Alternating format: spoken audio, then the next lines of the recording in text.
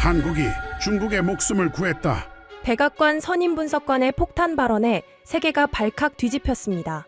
다카이치 총리 부임 이후 날이 갈수록 심해지고 있는 중일 갈등. 중국의 경제 보복에 맞서 일본은 반도체 핵심 소재 포토레지스트의 공급을 즉시 중단했습니다. 중국의 포토레지스트 의존도는 무려 90%에 달했고 일본의 강경 대응에 중국 반도체 라인 전체가 즉시 중지될 수도 있는 상황. 전 세계 경제가 붕괴될 수도 있는 절체절명의 위기였지만 미국도 유럽도 전혀 해법을 찾지 못해 발만 동동 구르고 있었습니다. 하지만 바로 그때 대한민국이 움직이기 시작했습니다. 단 48시간 만에 중국의 붕괴를 막아냈고 전 세계 공급망을 빠르게 정상화했습니다. 더욱 놀라운 사실은 갑자기 일본이 독도 발언을 사과하며 한국에 고개를 숙인 겁니다. 도대체 무슨 일이 벌어진 걸까요? 한국이 중국과 일본 사이에서 주도권을 잡은 이유, 지금 시작합니다. 구독과 좋아요로 대한민국의 밝은 미래를 응원해주세요. 중국 반도체 공장이 멈추면 세계가 멈춥니다. 반도체 라인 하나가 서면 스마트폰이 멈추고 자동차가 멈추고 병원 장비가 멈춰요. 2025년 12월 9일 백악관 국가안보회의 상황실에서 저는 세계 경제 붕괴의 시작을 목격했습니다. 안녕하세요. 저는 에단 밀러라고 합니다. 미국 백악관 국가안보회의에서 공급망과 산업안보를 담당하는 선임 분석관으로 일하고 있어요. 20년 가까이 온갖 위기를 다뤄왔습니다. 테러 위협, 자연재해, 금융 붕괴, 팬데믹까지요. 그런데 그날 제 앞에 놓인 건 한 번도 본 적 없는 조합이었어요. 정치적 발언과 공장 라인이 같은 순간에 흔들리기 시작했거든요. 일본 총리가 국회에서 독도를 자국 영토라고 주장한 기록이 왼쪽 화면에 떴습니다. 오른쪽에는 반도체 소재 공급 이상이라는 업계 경보가 깜빡이고 있었어요. 두 화면 사이에서 저는 잠시 멈췄습니다. 심장이 빨라지는 게 느껴졌어요. 여론은 이미 끓어오르고 있었습니다. 독도라는 단어가 뉴스에 뜨자마자 한일 양국의 댓글창이 불타기 시작했거든요. 그런데 저는 그 열기보다 오른쪽 화면이 더 신경 쓰였어요. 포토레지스트라는 소재 이름이 경보 목록 맨 위에 올라와 있었습니다. 반도체 공정에서 빠지면 라인이 멈추는 핵심 물질이에요. 대체제가 없다시피 한 물건이었습니다. 두 경보 사이에 연결고리가 있는지 아직 확신할 수 없었어요. 하지만 타이밍이 너무 절묘했습니다. 정치적 발언이 터진 바로 그 시점에 공급 이상 신호가 올라오다니요. 우연이라고 넘기기엔 제 경험이 허락하지 않았습니다. 저는 먼저 한국 쪽 채널을 열기로 했어요. 대통령실 공급망 조정관 강윤아라는 이름이 실무 연락망에 있었습니다. 직접 통화한 적은 없었지만 그쪽 라인이 빠르다는 평판은 들어 알고 있었어요. 수화기를 들자 신호음이 3번 울린 뒤 연결되었습니다. 강윤아입니다. 목소리가 차분하더군요. 저는 단도직입적으로 물었습니다. NSC 에단 밀러입니다. 독도 발언건으로 연락드린 게 아닙니다. 소재 공급 쪽에 이상 신호가 잡히는데 한국 쪽에서 파악한 게 있습니까? 잠깐 침묵이 흘렀어요. 그 침묵이 대답이었습니다. 저희도 오늘 아침부터 업계 쪽에서 문의가 들어오고 있어요. 일본발 물량이 예정대로 안 움직인다는 얘기가 돌고 있습니다. 공식 발표가 있었습니까? 없어요. 그게 더 이상하죠. 예감이 맞았습니다. 저는 메모장을 꺼내 날짜와 시간을 적었어요. 12월 9일 오전 11시 40분. 첫 번째 교차 확인이 완료된 순간이었습니다. 통화를 마치자마자 저는 상무부 쪽으로 연락을 돌렸습니다. 수출통제 실무국장 미아 로드리게스가 받았어요. 그쪽도 이미 무언가 감지하고 있었습니다. 에단, 마침 연락하려던 참이었어요. 도쿄 쪽에서 이상한 풍문이 돌아요. 어떤 풍문입니까? 공식 발표는 없는데 기업들이 알아서 물량을 조정하고 있다는 거예요. 제재라는 말은 안 쓰면서 실질적으로 공급을 줄이는 방식이죠. 말없이 끊는다. 저는 그 표현을 머릿속에 새겼습니다. 선언 없는 차단이 가장 대응하기 어려운 형태라는 걸 20년 경력이 가르쳐줬거든요. 발표가 있으면 대응할 명분이 생깁니다. 하지만 아무 말 없이 물건만 안 나가면 항의할 대상조차 불분명해져요. 미아는 계속 말했습니다. 중국 쪽 공장에서도 신호가 와요. 재고가 예상보다 빠르게 줄고 있다는 보고가 올라오고 있어요. 누구한테서요? 현장 운영 책임자 라인이에요. 구체 수치는 안 주는데 톤이 급해졌어요. 톤이 급해졌다. 숫자보다 그게 더 무서웠습니다. 현장 사람들이 숫자를 피하기 시작하면 그건 상황이 숫자로 설명하기엔 너무 나빠졌다는 뜻이니까요. 저는 상황실로 돌아와 위험 등급 조정을 요청했습니다. 외교 충돌과 공급망 병목을 별개 사안으로 분류하던 기존 방식으론 이 상황을 설명할 수 없었어요. 둘이 같은 타이밍에 터졌다는 것 자체가 새로운 위험 유형이었습니다. 보좌관 한 명이 물었어요. 선임님, 독도건이랑 소재건이 실제로 연결돼 있다고 보십니까? 연결돼 있든 없든 상관없어요. 제 대답에 그가 고개를 갸웃거렸습니다. 무슨 말씀이신지. 시장은 연결돼 있다고 믿을 겁니다. 그게 사실이든 아니든요. 그러면 결과는 같아요. 인식이 현실을 만든다. 이건 위기관리의 첫 번째 원칙이었습니다. 일본 총리가 독도 발언을 한 날 공급 이상 신호가 터졌다는 사실만으로 충분했어요. 누군가는 반드시 둘을 엮어서 해석할 테고 그 해석이 행동을 낳을 테니까요. 저는 다시 강윤아에게 연락했습니다. 이번엔 더 구체적인 질문을 던졌어요. 한국 정부가 이 상황에 어떻게 반응할지 힌트를 줄 수 있습니까? 독도건은 원칙의 문제예요. 거기선 한 발짝도 물러나지 않을 겁니다. 그러면 공급망 쪽은요? 그건 다른 문제죠. 정치랑 공장은 분리해서 봐야 해요. 저희도 세계 공장이 멈추는 걸 원하진 않거든요. 분리. 그 단어가 귀에 꽂혔습니다. 정치와 공장을 분리한다. 말은 쉬웠지만 실제로 그렇게 움직일 수 있는 나라가 몇이나 될까요? 감정이 끓어오르는 상황에서 냉정하게 선을 긋는다. 저는 그 가능성을 메모에 적어두었습니다. 아직은 반신반의했어요. 오후가 되자 도쿄발 풍문이 더 구체화되었습니다. 일본 기업들이 중국향 포토레지스트 출하를 늦추고 있다는 정황이 여러 채널에서 확인되었어요. 공식 제재 발표는 없었습니다. 그냥 물건이 안 나가고 있었어요. 조용한 칼이었습니다. 중국 공장 쪽에서는 더 급한 신호가 올라왔습니다. 운영 책임자 장회이라는 이름이 보고서에 등장했어요. 그는 재고가 줄면 공정은 멈춘다는 단순한 문장만 반복하며 구체적인 숫자 제공을 피했습니다. 그 회피 자체가 현장의 공포를 보여주고 있었어요. 숫자를 말하면 책임이 따라오니까요. 저는 그날 저녁 상황 요약을 작성하면서 한 문장을 덧붙였습니다. 이 싸움은 외교의 칼이 아니라 공정의 숨을 겨냥하고 있다. 칼은 보이지만 숨은 보이지 않아요. 그래서 더 무섭습니다. 언제 끊길지 모르니까요. 밤이 되자 위험 등급이 한 단계 올라갔습니다. 아직 공식 위기는 아니었지만 경계 수준이 높아진 건 분명했어요. 저는 내일 아침 회의에서 두 가지를 제안하기로 했습니다. 첫째, 영토 문제와 공급망 문제를 분리해서 대응할 것. 둘째, 한국을 단순한 관찰 대상이 아니라 조정 변수로 볼 것. 그때까진 한국이 이 판에서 어떤 역할을 할지 몰랐어요. 중간에 낀 나라, 양쪽 눈치를 보는 동맹 정도로 생각했습니다. 솔직히 말하면 큰 기대가 없었어요. 하지만 강윤아의 그 한마디가 머릿속을 떠나지 않았습니다. 정치랑 공장은 분리해서 봐야 한다. 그 문장이 단순한 원칙 선언인지 아니면 실제로 실행 가능한 전략인지는 며칠 안에 드러날 터였습니다. 창밖은 이미 어두웠어요. 워싱턴의 12월은 해가 일찍 집니다. 저는 모니터를 끄지 않고 상황실을 나왔습니다. 경보등이 여전히 깜빡이고 있었거든요. 내일이면 이 불빛이 더 많아질지 아니면 꺼질지 알 수 없었습니다. 다만 한 가지는 확실했어요. 숨을 겨냥한 싸움은 이제 막 시작되었습니다. 다음 날 아침, 저는 한국이 어떻게 나올지 확신하고 있었습니다. 강하게 반발하겠죠. 여론이 들끓고 외교 채널이 경색되고 결국 공급망 협력까지 얼어붙을 거라고 예상했어요. 20년 동안 수많은 외교 충돌을 봐왔거든요. 패턴은 늘 비슷했습니다. 감정이 먼저 터지고 실무가 그 뒤를 따라 무너지는 거예요. 그런데 한국의 반응은 제 예상과 달랐습니다. 12월 9일 오후 한국 대통령실이 공식 입장을 냈어요. 독도에 대한 영유권 분쟁은 존재하지 않는다. 이 한 문장이었습니다. 길게 설명하지 않았어요. 감정적인 수사도 없었습니다. 그냥 선을 그었어요. 분쟁이라는 프레임 자체를 인정하지 않겠다는 뜻이었습니다. 저는 그 문장을 여러 번 읽었어요. 뭔가 이상했거든요.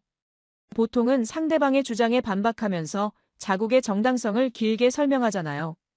역사적 근거, 국제법적 논리, 과거 판례까지 동원해서요. 그런데 한국은 그러지 않았습니다. 논쟁 자체를 거부한 거예요. 싸우지 않겠다는 게 아니라 싸움의 전제를 부정한 거였습니다. 상황실에 들어서자 분위기가 술렁거리고 있었어요. 한국의 반응을 두고 해석이 갈리고 있었거든요. 강경 대응의 시작입니다. 여기서 더 세질 겁니다. 잭 휘트먼 상원 의원 측 보좌관이 말했어요. 강경파 라인에서 파견 나온 사람이었습니다. 그는 이 상황을 한국을 압박할 기회로 보고 있었어요. 한국이 일본과 충돌하면 우리가 중재자로 들어갈 수 있습니다. 그 과정에서 공급망 협력 조건을 다시 짤 수 있어요. 저는 고개를 저었습니다. 그건 위험한 해석이에요. 왜요? 동맹국끼리 갈등이 생기면 우리가 지렛대를 쥐는 거 아닙니까? 지렛대가 아니라 폭탄이 될 수 있어요. 한국을 밀어붙이면 공급망 협력이 먼저 깨집니다. 지금 상황에서 그건 자해 행위예요. 그가 인상을 찌푸렸지만 저는 물러서지 않았습니다. 이 판에서 한국을 적으로 돌리면 안 된다는 직감이 있었거든요. 회의가 시작되자 저는 먼저 발언권을 요청했어요. 영토 문제와 공급망 문제를 분리해서 봐야 합니다. 분리요? 같은 날 터진 건데요. 타이밍이 같다고 본질이 같은 건 아닙니다. 독도 발언은 정치예요. 소재 공급 이상은 산업입니다. 둘을 엮어서 대응하면 양쪽 다 꼬입니다. 제 말에 몇몇이 고개를 끄덕였어요. 하지만 휘트먼 측 보좌관은 여전히 불만스러운 표정이었습니다.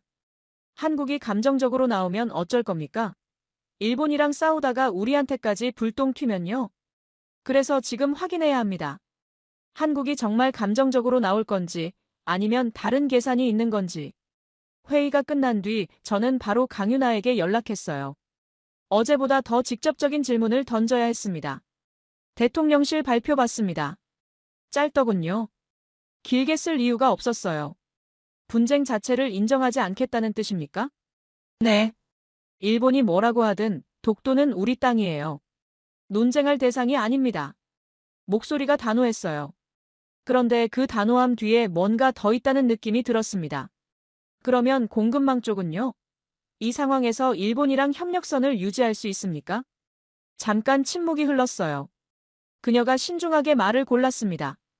부당한 주장엔 단호하게 대응합니다. 하지만 세계 공장이 무너지는 건 막아야죠. 그건 별개의 문제예요. 별개라고요? 여론이 들끓고 있는데? 여론은 여론이고 공장은 공장이에요. 감정이랑 실무를 섞으면 양쪽 다 망합니다. 저는 그 문장을 메모에 적었어요. 부당 주장엔 단호, 붕괴는 막는다. 이게 한국의 공식 라인인지 아니면 강윤아 개인의 판단인지는 아직 확실하지 않았습니다. 하지만 이 문장이 실제로 작동한다면 한국은 제가 생각했던 것보다 훨씬 복잡한 계산을 하고 있는 거였어요. 오후가 되자 상황이 더 복잡해졌습니다. 워싱턴 내부에서 한국에 대한 해석이 두 갈래로 갈리기 시작했거든요. 한쪽은 한국이 곧 폭발할 것이라고 봤어요. 여론이 끓고 있으니 정부도 강경해질 수밖에 없다는 논리였습니다. 이 해석을 따르면 미국은 미리 한국을 압박해서 공급망 주도권을 확보해야 했어요. 다른 쪽은 한국이 의외로 냉정하다고 봤습니다. 대통령실 발표가 짧고 절제된 것 자체가 신호라는 거예요. 감정에 휩쓸리지 않겠다는 의지 표현이라고 해석했습니다. 저는 후자 쪽에 가까웠어요. 하지만 확신은 없었습니다. 한국이 정말 그렇게 움직일 수 있을까? 20년 동안 봐온 패턴으로는 설명이 안 됐거든요. 저녁 무렵 중국 쪽에서 새로운 신호가 올라왔습니다. 미아가 급하게 연락해왔어요. 장회의한테서 보고가 왔어요. 다음 교대부터 공정이 흔들릴 수 있다고 해요. 구체적으로 뭐가 문제입니까? 재고가 예상보다 빠르게 떨어지고 있대요. 이 속도면 일주일 안에 라인 조정이 불가피하다고요. 일주일. 생각보다 시간이 없었습니다. 저는 그제야 이 싸움의 무게중심이 어디로 가는지 느꼈어요.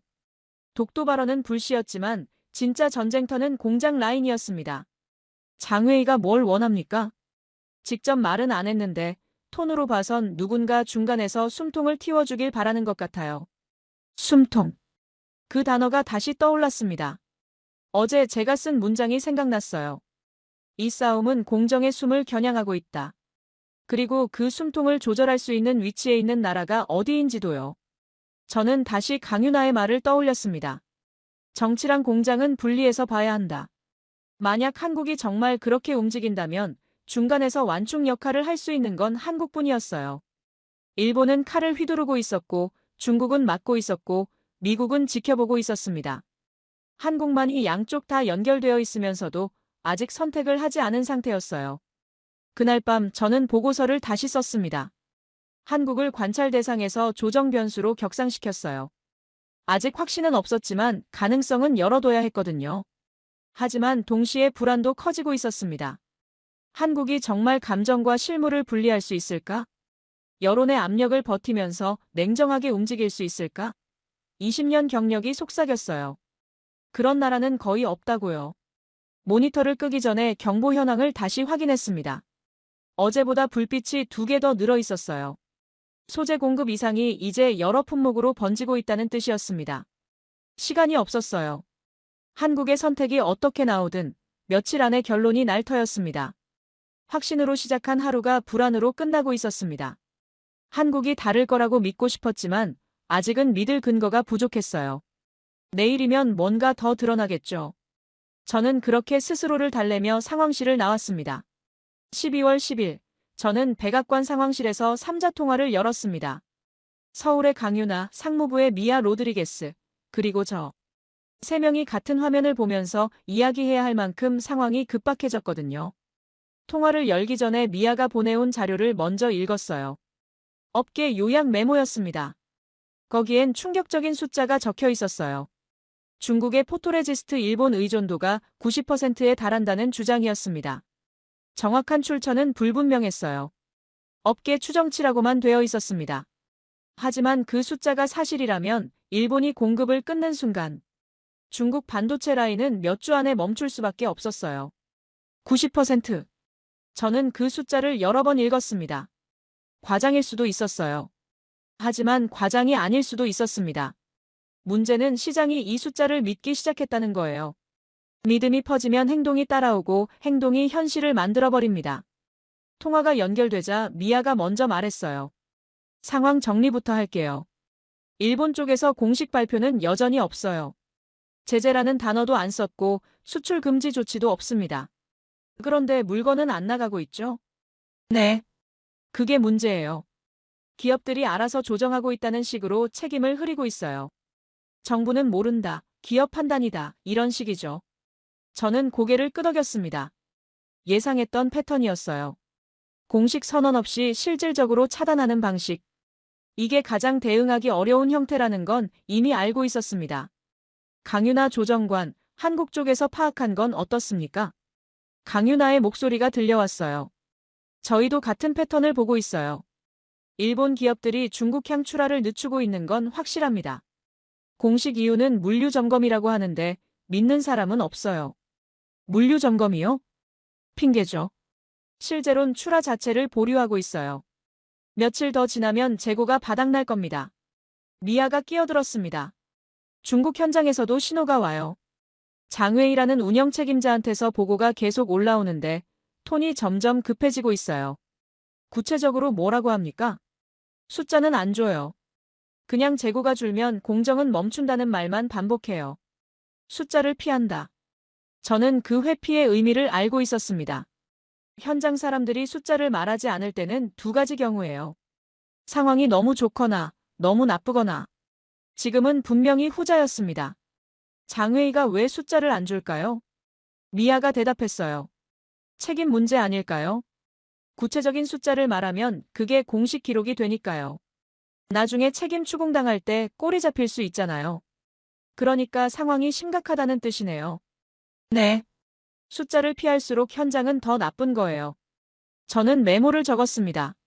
숫자 회피 현장 공포의 신호.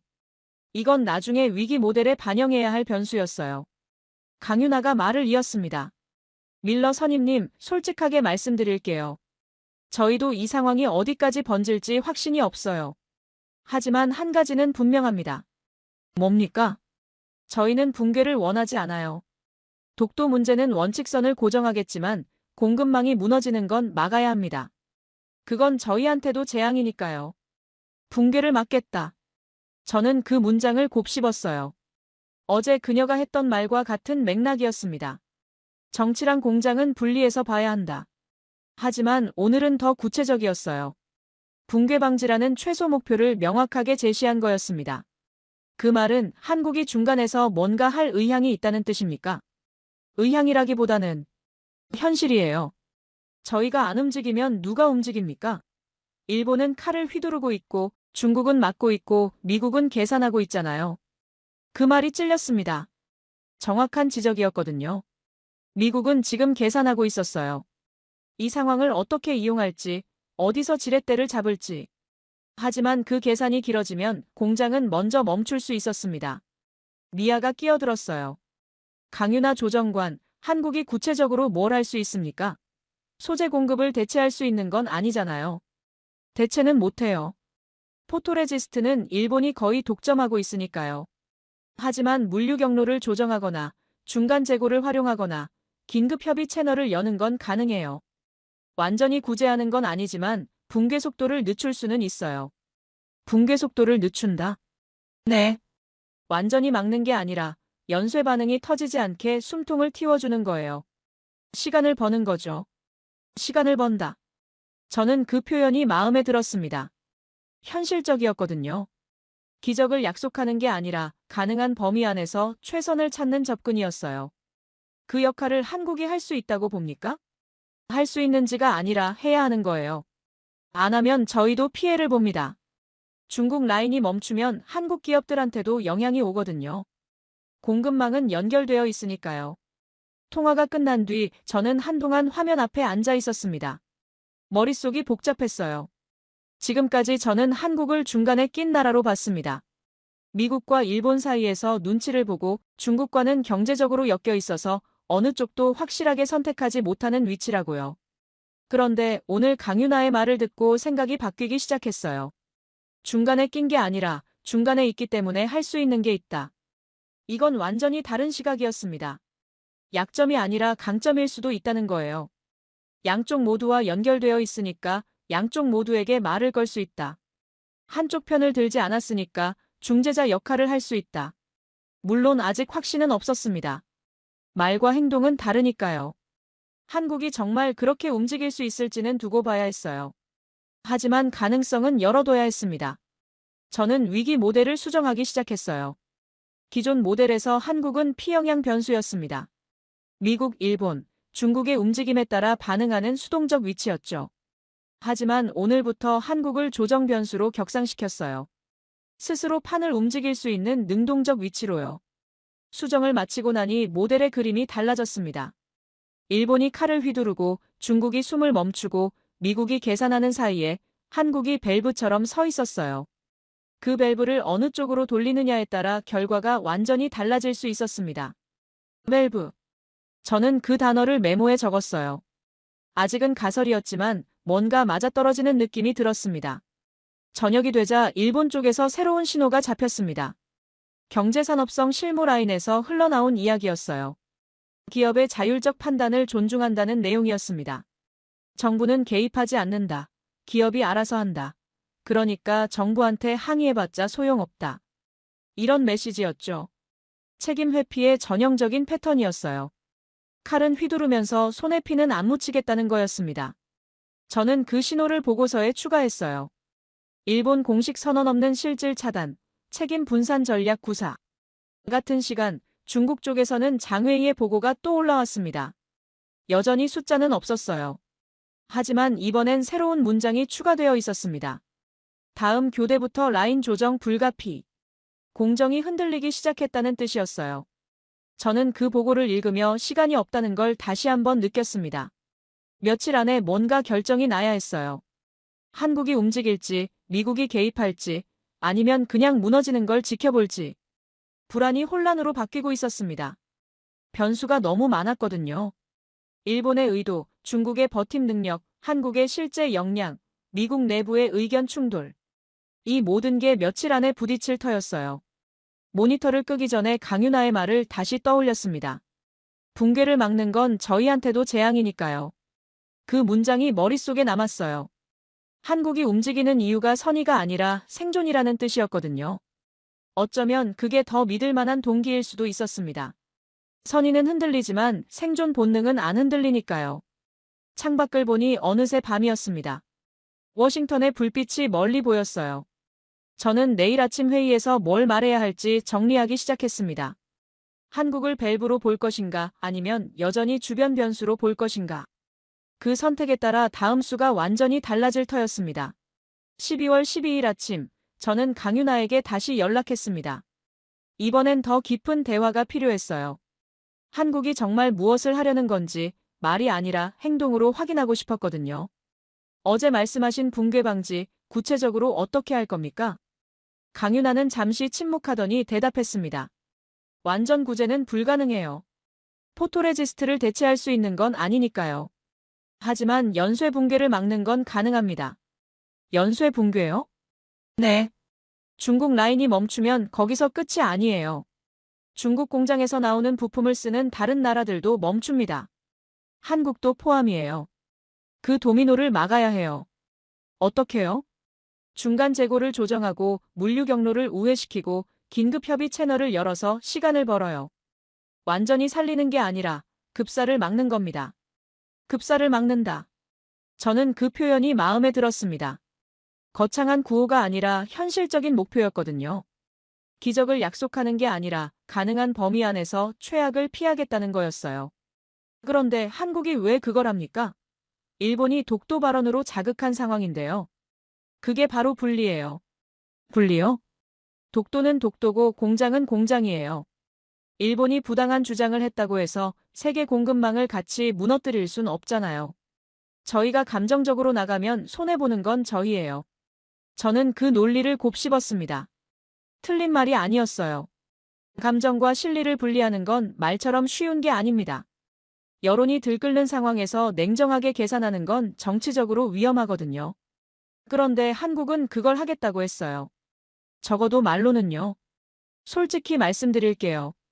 저는 아직 반신반의합니다. 당연하죠. 말만 들으면 믿기 어려울 거예요. 그러면 뭘 보여줄 수 있습니까? 잠깐 침묵이 흘렀어요. 강윤아가 신중하게 말을 골랐습니다. 오늘 중으로 저희 쪽에서 완충 조치 설계안이 공유될 겁니다. 문서로요. 거기 보시면 저희가 뭘 하려는지 구체적으로 나와 있어요. 기대하겠습니다.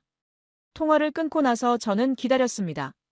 정말 문서가 올까 아니면 그냥 시간 끌기일까? 솔직히 확신이 없었어요. 하지만 점심때쯤 미아에게서 연락이 왔습니다. 에단, 한국 쪽에서 문서가 왔어요. 지금 확인해봐요. 저는 바로 파일을 열었습니다. 제목은 간단했어요. 완충 조치 설계안 붕괴 방지 수준. 본문은 더 간결했습니다. 군더더기 없이 핵심만 적혀 있었어요. 첫 번째, 한국 내 중간 재고를 긴급 조정해서 중국 라인에 최소한의 물량을 공급한다. 두 번째, 물류 경로를 우회시켜서 일본의 실질 차단을 부분적으로 피한다. 세 번째, 긴급 협의 채널을 열어서 일본, 중국, 미국 실무진과 동시 소통한다. 여기까지는 예상했던 내용이었어요. 하지만 네 번째 항목에서 저는 멈췄습니다. 완전 구제가 아닌 붕괴 방지 수준으로 제한. 품질선 이하의 조정은 하지 않음. 품질선. 그 단어가 눈에 들어왔어요. 무슨 뜻일까 생각하는데 마침 또 다른 메일이 도착했습니다. 발신자는 처음 보는 이름이었어요. 이성호. 일본 현장에서 보낸 메모였습니다. 저는 그 메모를 열었어요. 한 장짜리 문서였습니다. 제목은 공정 리스크 평가 품질선 기준. 이성호라는 사람이 누군지 먼저 확인했습니다. 첨부된 프로필을 보니 27년간 일본 반도체 소재 공정에서 일한 한국인이었어요. 품질 감사 책임자로 일본 기업들과 오래 협력해온 사람이었습니다. 업계에서는 꽤 알려진 이름이라고 했어요. 메모 내용은 기술적이었지만 핵심은 명확했습니다. 대체 소재는 존재하지만 품질 기준을 맞추려면 시간이 필요하다. 급하게 대체하면 공정 불량률이 급등한다. 불량률이 올라가면 결국 라인을 멈춰야 한다. 그러니까 대체를 하더라도 품질선은 넘지 말아야 한다. 품질선은 넘지 말라. 이 문장이 강윤아가 보낸 문서의 네 번째 항목과 연결되었습니다. 한국은 완충을 하겠지만 아무렇게나 하지는 않겠다는 뜻이었어요. 품질이 보장되는 범위 안에서만 조정하겠다. 그 선을 넘으면 오히려 더 큰 문제가 생기니까요. 저는 두 문서를 나란히 놓고 읽었습니다. 강윤아의 설계안과 이성호의 기술 메모. 둘이 맞물려 있었어요. 정책과 기술이 같은 방향을 가리키고 있었습니다. 이건 즉흥적인 대응이 아니었어요. 미리 준비된 거였습니다. 그제야 저는 한국의 전략이 뭔지 이해하기 시작했어요. 이중 트랙이었습니다. 독도 문제에서는 원칙선을 고정한다. 분쟁 프레임 자체를 인정하지 않음으로써 협상 여지를 주지 않는다. 하지만 공급망에서는 완충선을 운영한다. 붕괴를 막는 범위 안에서만 조정하고 그 이상은 하지 않는다. 이 방식의 장점이 뭔지 생각해봤어요. 일본한테는 우리가 굴복한 게 아니다라는 메시지를 보낼 수 있었습니다. 독도에서는 한 발짝도 안 물러났으니까요. 중국한테는 완전히 구해주진 않는다는 메시지를 보낼 수 있었어요. 은혜를 베푸는 게 아니라 연쇄 붕괴를 막는 거니까요. 미국한테는 우리가 판을 흔들지 않겠다는 메시지를 보낼 수 있었습니다. 감정적으로 나가서 상황을 악화시키지 않겠다는 거죠. 세 방향의 동시에 메시지를 보내면서 어느 쪽에도 완전히 기울지 않는다.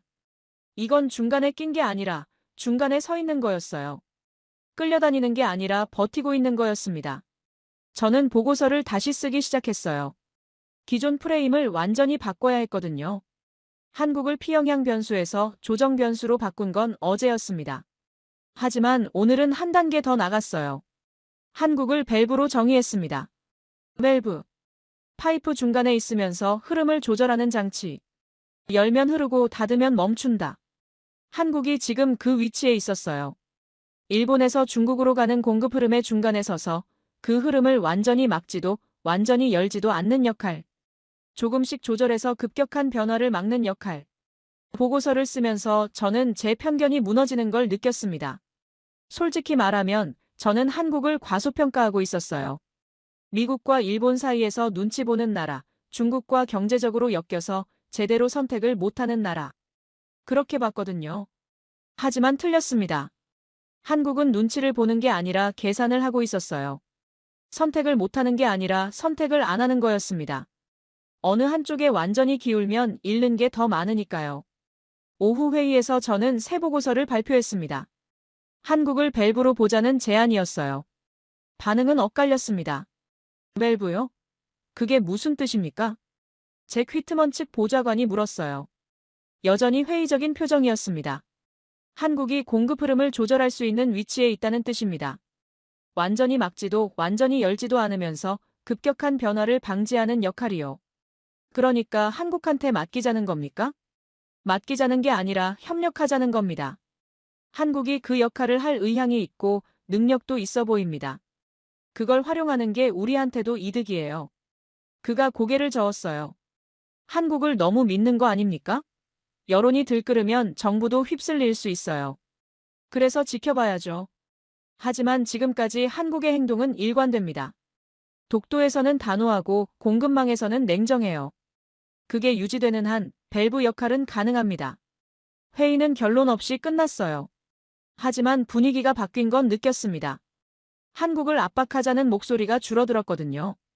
이성호의 기술 메모가 영향을 미쳤어요. 품질선을 넘으면 안 된다는 전문가 의견이 있으니 무작정 밀어붙이기가 어려워진 거죠. 저녁에 강윤아에게 다시 연락했습니다. 문서 잘 받았습니다. 그리고 이성호라는 분 메모도요. 도움이 됐습니까? 많이요. 그분이 27년 동안 일본에서 일했다면서요? 네. 업계에서는 전설이에요. 뇌물도 안 받고 편법도 안 쓰고 오직 품질로만 버틴 사람이거든요.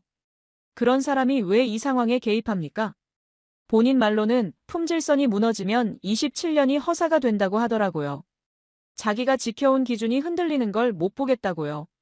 저는 그 말을 듣고 잠시 생각에 잠겼어요.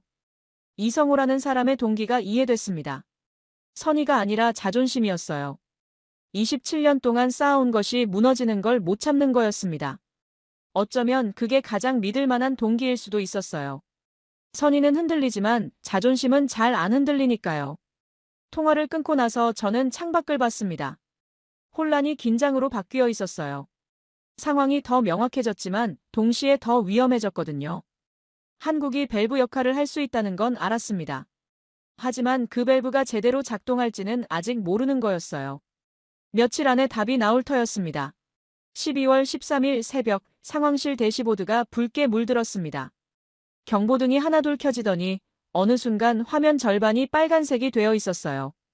저는 커피잔을 내려놓고 모니터 앞으로 다가갔습니다. 심장이 빨라지는 게 느껴졌어요. 뭐가 터진 겁니까?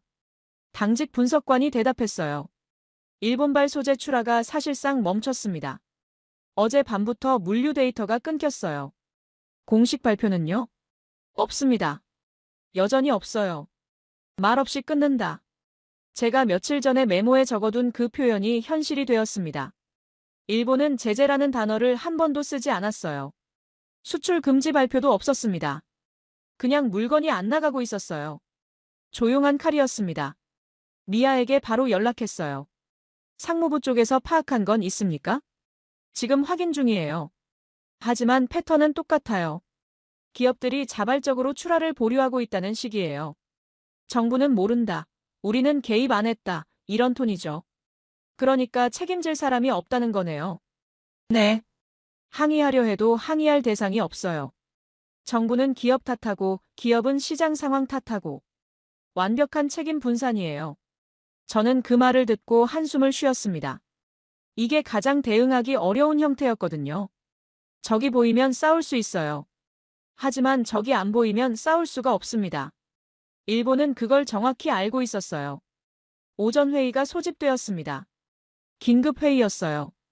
참석자들의 얼굴이 굳어 있었습니다. 대시보드의 붉은 불빛이 모두의 신경을 건드리고 있었거든요. 상황 정리부터 하죠. 제가 먼저 말을 꺼냈어요. 일본이 사실상 공급을 끊었습니다. 공식 발표는 없지만 실질적으로 포토레지스트 출하가 멈췄어요. 중국 공장들은 재고로 버티고 있는데 업계 추정으로는 몇 주가 한계입니다. 몇 주요?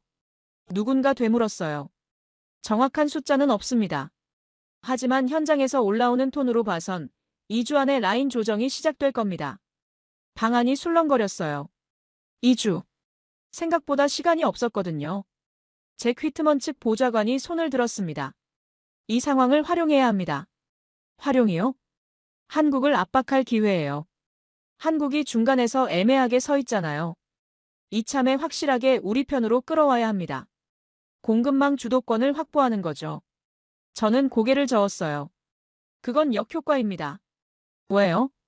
한국을 밀어붙이면 한국이 움직일 공간이 없어져요. 지금 한국은 밸브 역할을 하려고 하고 있습니다. 그 밸브를 우리가 부숴버리면 연쇄 붕괴를 막을 방법이 사라져요. 밸브요? 한국이 뭘 할 수 있다고요? 완충이요. 완전히 살리는 건 아니지만 급사를 막을 수 있어요. 그게 지금 우리한테 필요한 거예요. 그가 코웃음을 쳤습니다. 한국을 너무 과대평가하는 거 아닙니까? 과대평가가 아니라 현실 인식이에요. 지금 이 판에서 양쪽 다 연결되어 있으면서 아직 선택을 안 한 나라가 한국밖에 없어요. 그 위치를 활용하는 게 우리한테도 이득입니다. 회의실 분위기가 팽팽해졌어요. 의견이 갈리고 있었습니다. 한쪽은 한국을 압박하자, 다른 쪽은 한국과 협력하자. 결론이 안 나는 상태로 회의가 끝났습니다. 점심때쯤 중국 쪽에서 새로운 신호가 올라왔어요. 장회의의 보고였습니다. 이번엔 구체적인 내용이 있었어요. 야간 운영 계획을 변경합니다. 오늘 밤부터 일부 라인을 정지합니다. 라인 정지. 드디어 그 단어가 나왔습니다. 저는 그 보고를 읽으며 시간이 없다는 걸 다시 한번 느꼈어요. 며칠이 아니라 몇 시간 단위로 상황이 움직이고 있었습니다. 미아가 추가 정보를 보내왔어요.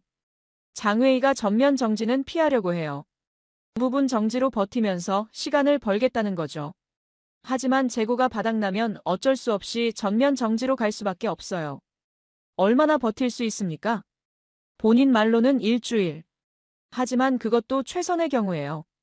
일주일. 그게 데드라인이었습니다. 일주일 안에 뭔가 변하지 않으면 중국 반도체 라인이 멈추고 그 여파가 전 세계로 퍼질 터였어요. 같은 시간 중국 정부 쪽에서도 움직임이 있었습니다.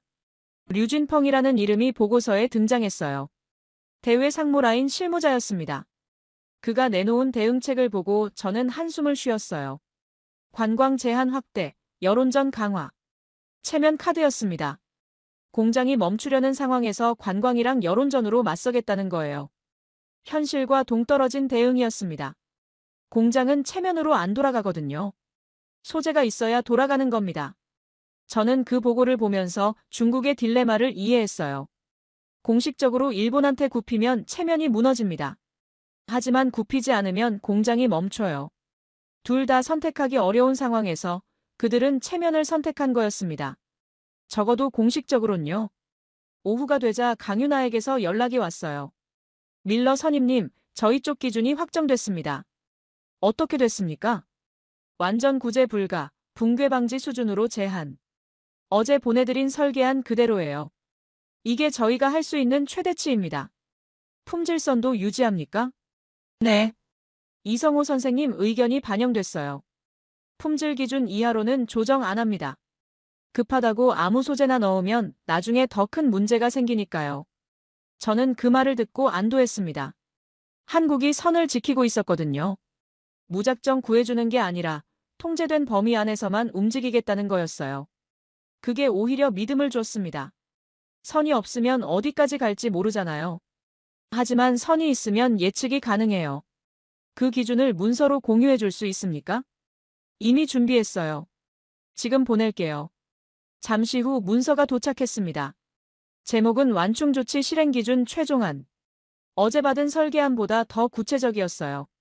조정 범위, 물류 경로, 협의 채널, 품질 기준까지 모두 명시되어 있었습니다.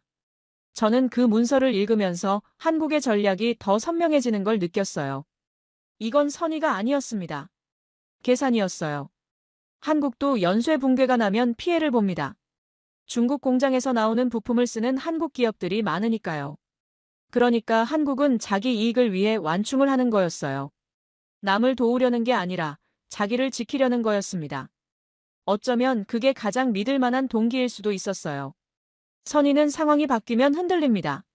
하지만 자기 이익은 안 흔들려요.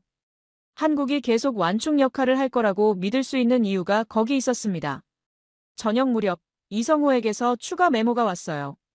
품질선에 대한 보충 설명이었습니다. 대체 소재를 쓰면 당장은 돌아갑니다. 하지만 불량률이 올라가요. 불량률이 일정 수준을 넘으면 라인을 멈춰야 합니다. 그러면 결국 같은 결과예요. 급하다고 선을 넘으면 나중에 더 크게 멈춥니다. 그 메모를 읽으며 저는 이성호라는 사람에 대해 더 알게 되었어요. 27년 동안 일본에서 버틴 사람. 뇌물도 편법도 거부하고 오직 품질로만 신뢰를 쌓은 사람.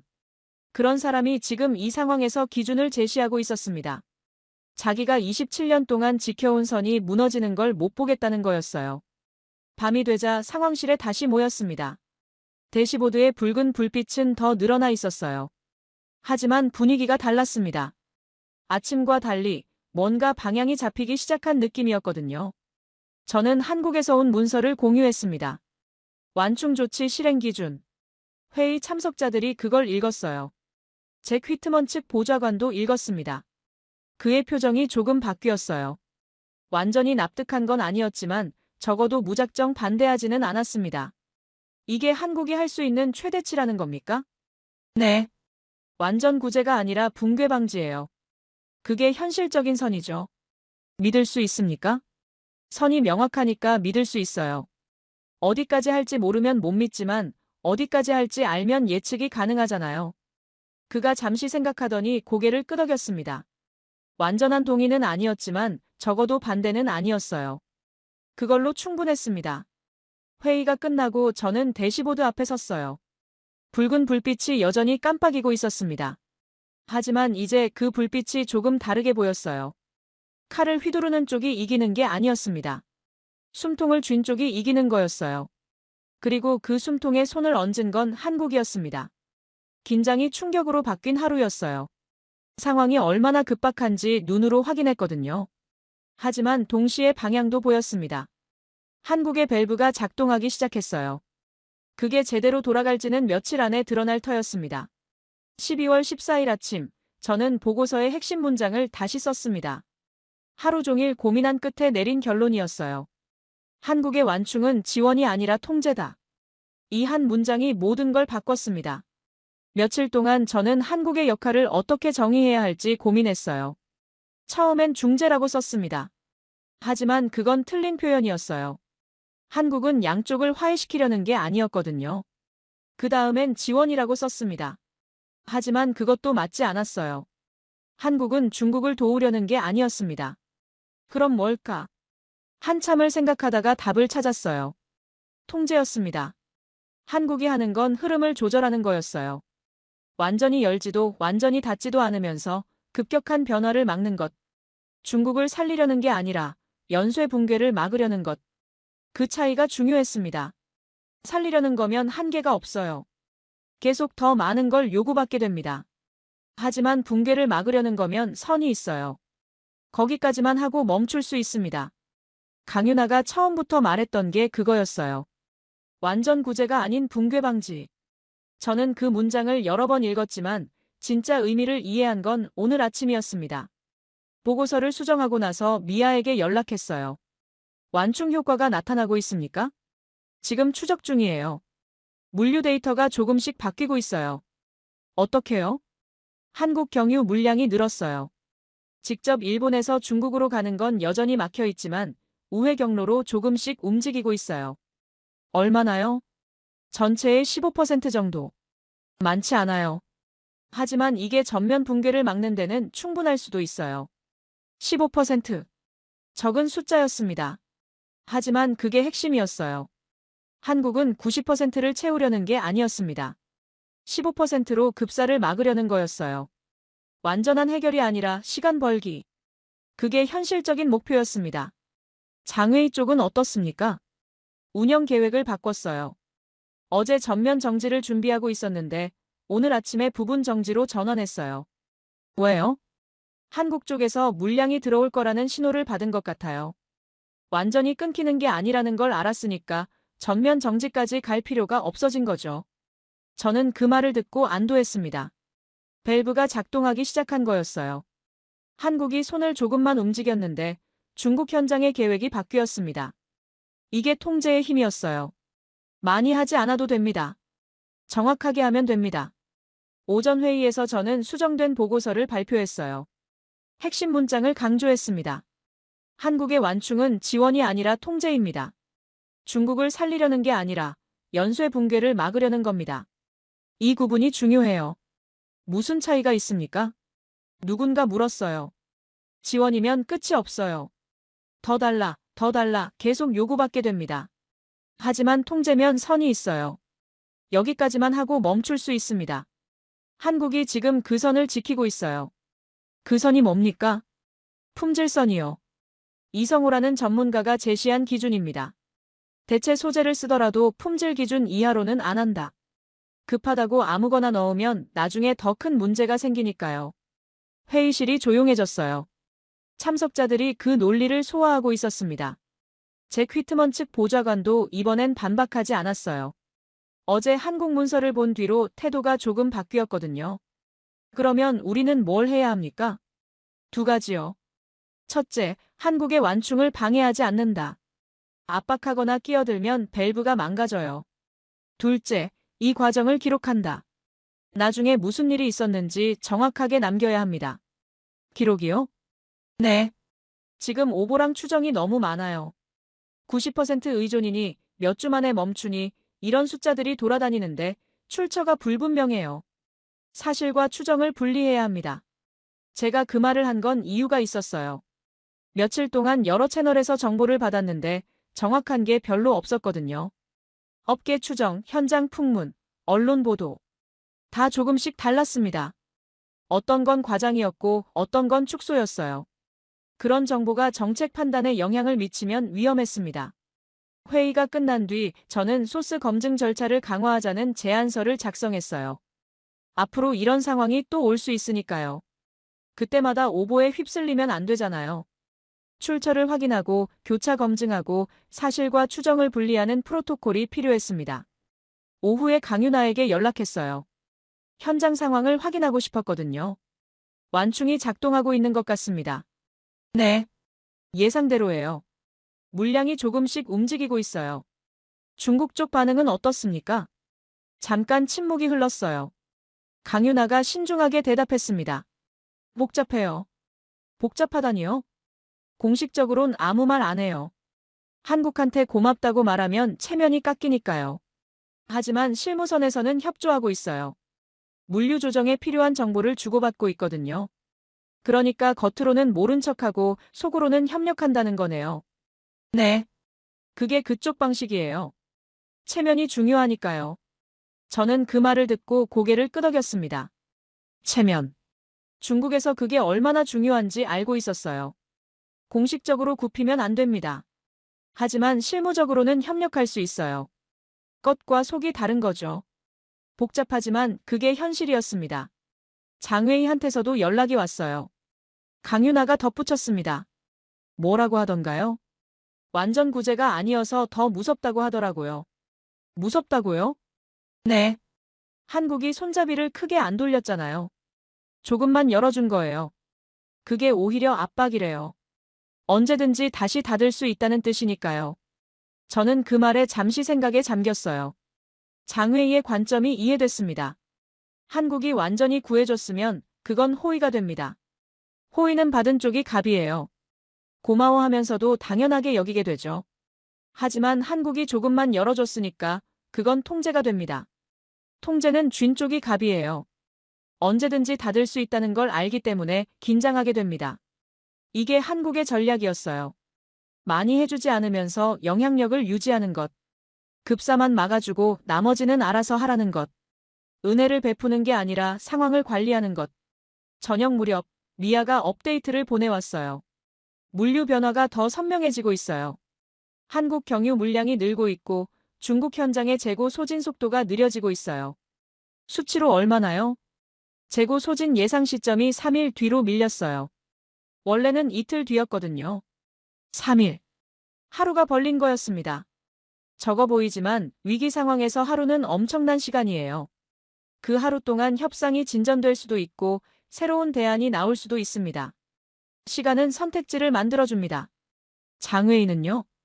전면 정지 계획을 완전히 철회했어요. 부분 정지도 최소화하겠대요.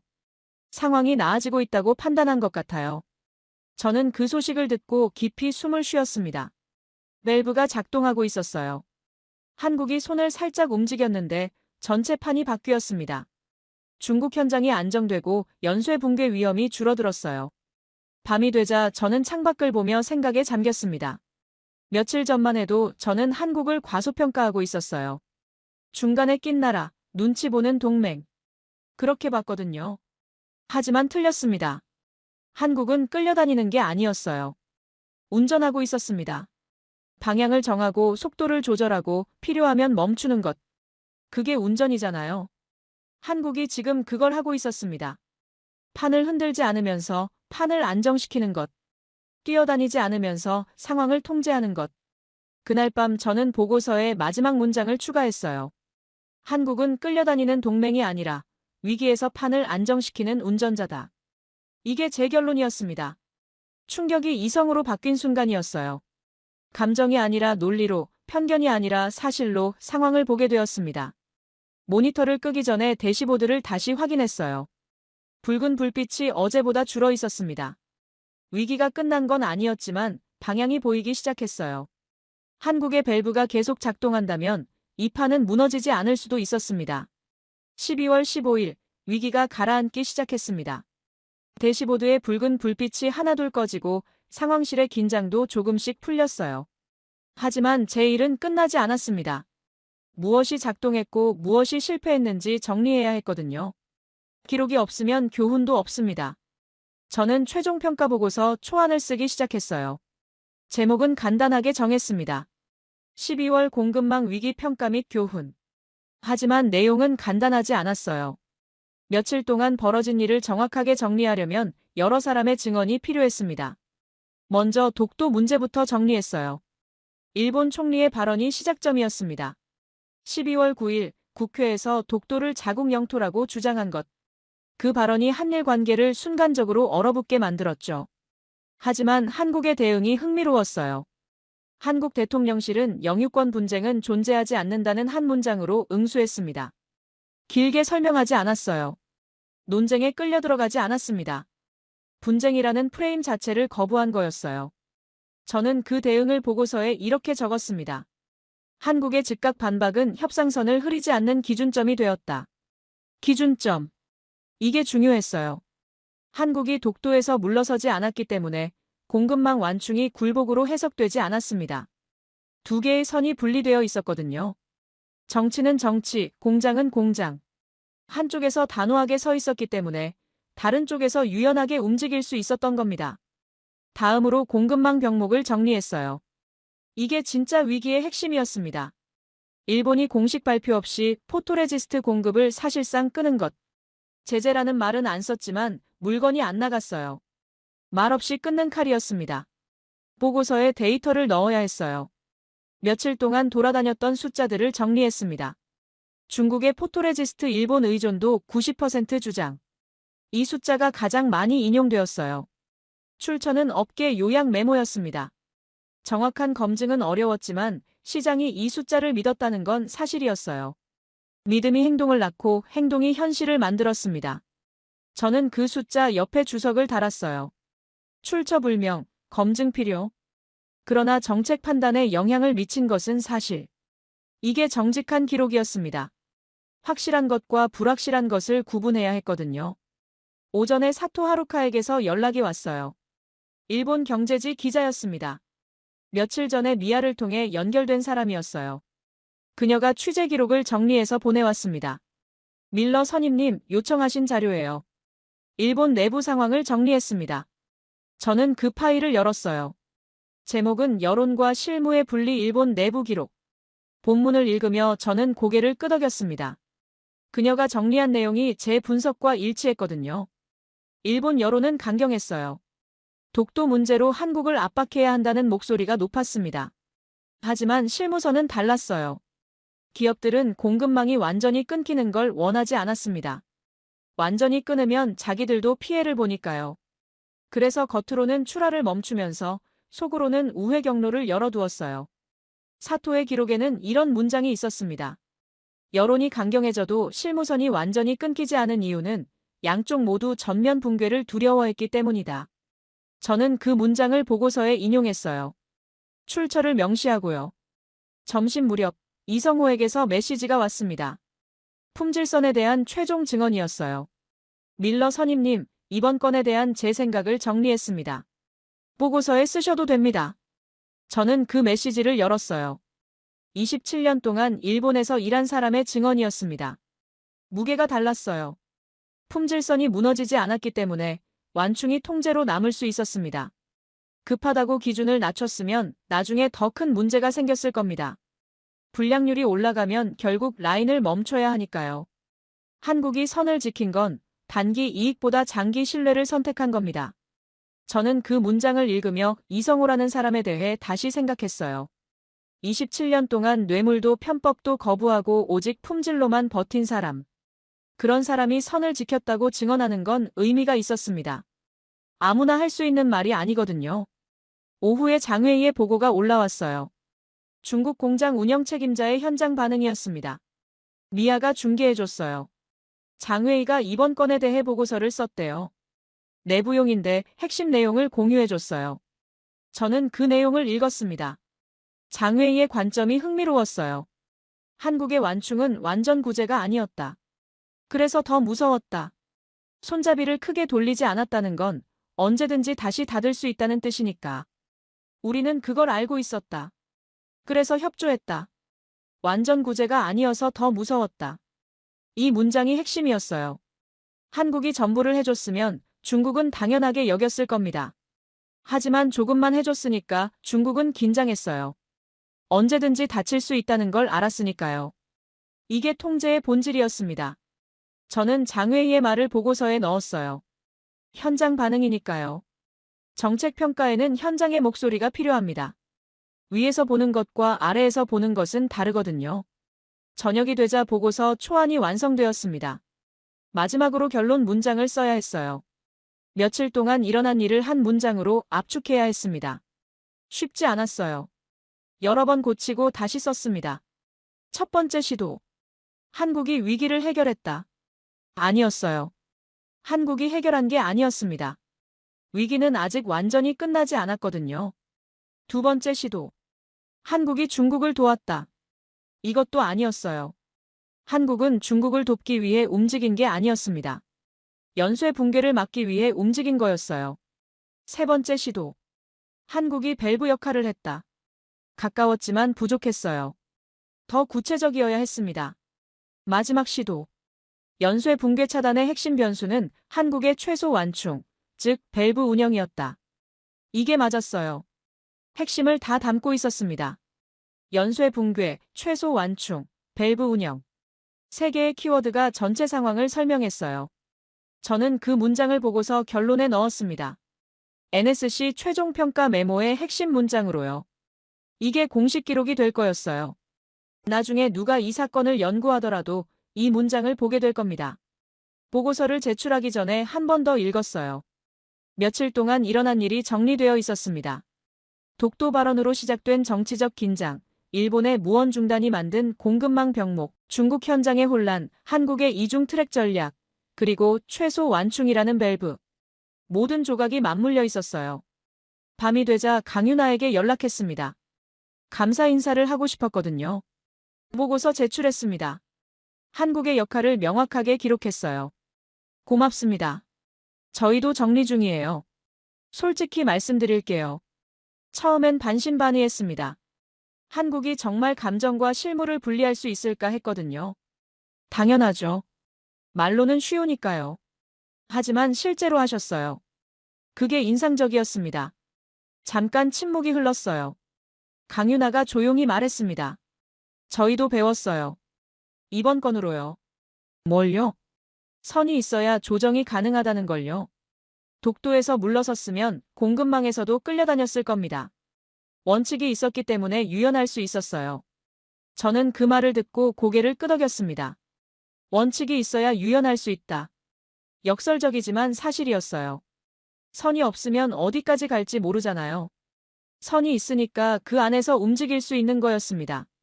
통화를 끊고 나서 저는 창밖을 봤어요. 워싱턴의 밤이 고요했습니다.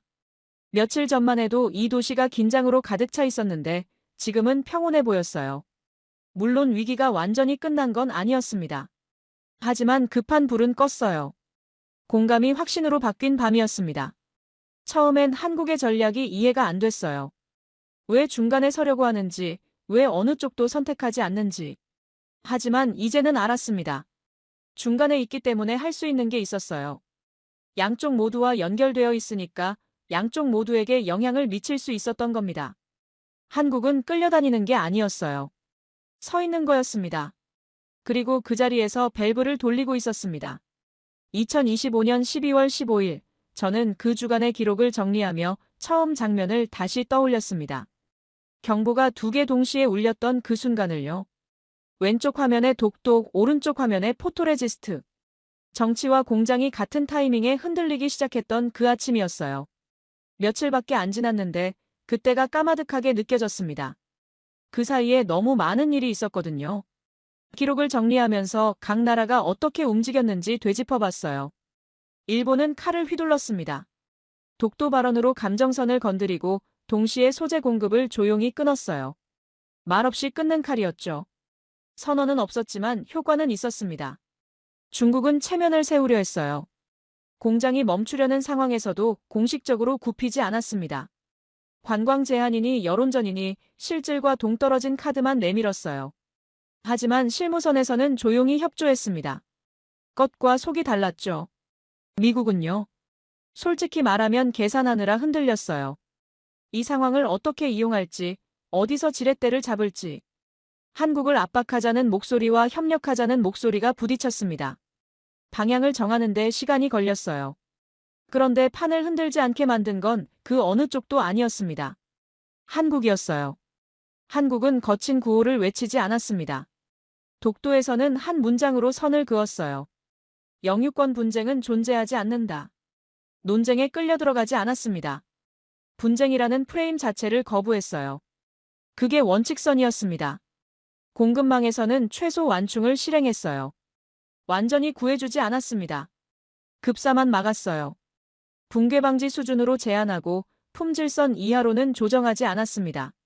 그게 완충선이었습니다. 두 개의 선이 함께 작동했어요. 원칙선이 있었기 때문에 완충선이 굴복으로 보이지 않았습니다. 완충선이 있었기 때문에 원칙선이 고립으로 이어지지 않았어요. 둘이 맞물려서 한국의 위치를 만들어냈습니다. 오후에 한민정 경제공사에게서 연락이 왔어요. 주미 한국 대사관 사람이었습니다. 후속 실무선 조율건으로 통화했어요. 밀러 선임님, 이번 건 마무리 잘 됐다고 들었습니다. 네. 급한 불은 껐어요. 한국 덕분이기도 합니다. 과찬이에요. 저희도 필사적이었거든요. 그래도 결과가 좋았잖아요. 잠깐 침묵이 흘렀어요. 한민정 공사가 조용히 말했습니다. 솔직히 말씀드리면 저희 내부에서도 논쟁이 있었어요. 이렇게까지 해야 하나, 일본이 저렇게 나오는데 왜 우리가 수습해야 하나. 그런 목소리도 있었거든요. 그런데 왜 하셨어요? 세계가 같이 멈추면 저희도 멈추니까요. 일본 때문에 화가 나도 중국 공장이 멈추면 한국 기업들도 피해를 봐요. 감정대로 하면 속은 시원하겠지만 결과는 다 같이 망하는 거예요. 다 같이 망하는 것. 그게 연쇄 붕괴의 본질이었습니다. 공급망은 연결되어 있어요. 한 곳이 무너지면 다른 곳도 무너집니다. 그걸 막으려면 누군가 중간에서 숨통을 틔워줘야 해요. 한국이 그 역할을 한 거였습니다. 통화를 끊고 나서 저는 창밖을 봤어요. 워싱턴의 하늘이 흐렸습니다. 며칠 전에도 이 창밖을 봤었죠. 그때는 경보등이 깜빡이고 마음이 조급했어요. 지금은 달랐습니다. 경보등은 대부분 꺼졌고 마음도 가라앉았어요. 저녁에 강윤아에게 마지막으로 연락했습니다. 인사를 하고 싶었거든요. 이번 건 수고 많으셨습니다. 밀러 선임님도요. 협조해 주셔서 감사합니다. 아니에요. 저는 지켜본 것뿐이에요. 실제로 움직인 건 한국이잖아요. 같이 움직인 거예요. 혼자서는 못했을 겁니다. 그 말이 맞았어요. 어느 한쪽만으로는 안 됐습니다. 한국이 밸브를 돌리고 미국이 그걸 방해하지 않고 일본이 완전히 끊지는 않고 중국이 실무선에서 협조하고 여러 조각이 맞물려야 작동하는 거였어요. 한 가지 물어봐도 될까요? 네. 이번 경험으로 뭘 배우셨어요? 강윤아가 잠시 생각하더니 대답했습니다. 동맹의 힘이 뭔지 다시 생각하게 됐어요. 어떤 뜻이에요? 예전엔 동맹이 목소리라고 생각했어요. 크게 외치고 함께 서고 적을 향해 으르렁거리는 것. 그런데 이번에 보니까 그게 아니더라고요. 그러면 뭐예요? 위기에서 숨통을 조절할 줄 아는 능력이요. 판이 흔들릴 때 같이 흔들리지 않고 필요한 곳에 손을 뻗어서 급한 불을 끄는 것. 그게 진짜 동맹의 힘인 것 같아요. 저는 그 말을 듣고 한동안 생각에 잠겼습니다. 동맹의 힘은 목소리가 아니라 손놀림이다. 그게 이번 위기의 교훈이었어요. 크게 외치는 건 쉽습니다. 하지만 조용히 조절하는 건 어려워요. 그걸 해낸 나라가 한국이었습니다. 통화를 끊고 나서 저는 보고서 파일을 다시 열었어요. 마지막에 한 문장을 추가하고 싶었거든요. 공식 기록에는 넣지 않을 문장이었습니다. 제 개인 메모에만 남길 거였어요.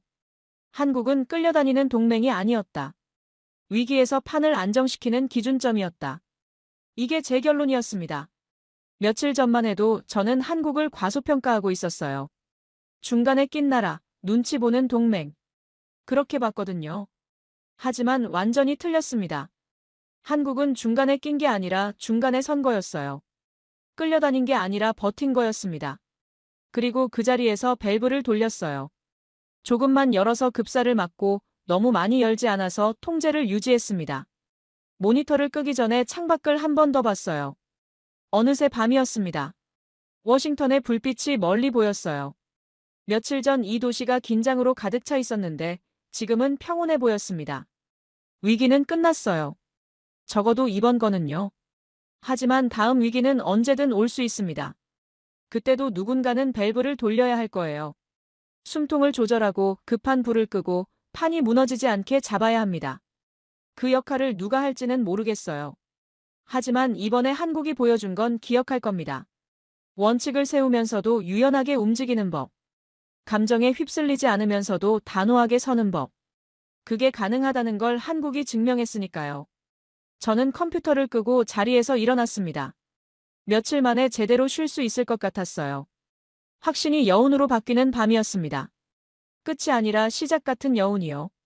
다음에 또 위기가 오면 이번 기록을 꺼내볼 겁니다. 그리고 기억할 거예요. 동맹의 힘은 목소리가 아니라 위기에서의 손놀림으로 증명된다는 걸요. 대한민국이 잘하고 있다고 생각하신다면, 한국 최고, 대한민국이 아직 멀었다고 생각하신다면, 한국 힘내라. 여러분의 생각을 댓글로 남겨주세요. 지금까지 감동을 더하다였습니다.